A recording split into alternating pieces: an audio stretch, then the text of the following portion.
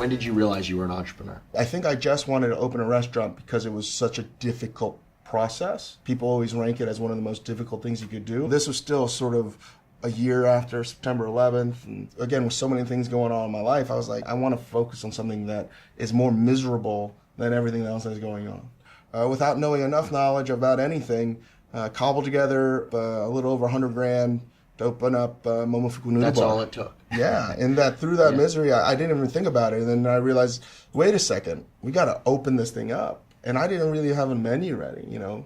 That pork bun that we served was an 11th hour edition because we needed another thing on the menu.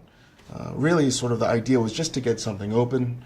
I didn't have any plan on being successful. Is it just the hard work and the labor that's made it so great, or how much of this do you think is sort of the brilliance of the concept? It's been a collaborative effort.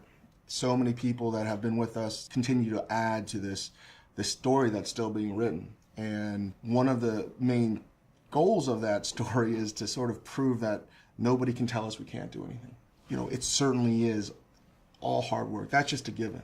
We're going to outwork anybody. We may not be the fastest. We may not be the best. We may not be anything. But nobody's going to outwork us. And we're going to just wear you down. And who's us? I always mean the team. How do you find these people? How do you keep them motivated? How do you keep them excited? The team aspect is certainly something that has been hard. But one thing that I think, you know, I learned and we learned is that I like conflict. We have this notion that efficiency in business is the best thing. But I don't think you get the most beautiful idea out of it. That's what I like when we have that team, is editing ideas, running your ideas through this crucible where people are like, you know what, that's really stupid.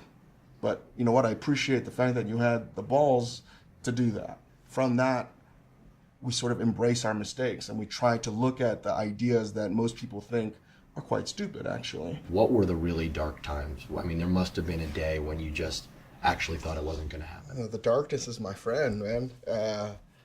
So many days. I think I'm a notorious pessimist. I would not want to be a glass is half full type of guy. I would rather focus on all the bad so I can appreciate the hope and the potential good that's going to happen. But that is sort of a glass is half full. I appreciate sort of the embracing the dark side, but this is ultimately a pretty happy story. Yes, probably, but I like to assume the worst. Always. Are you having fun? That's what I got to work on.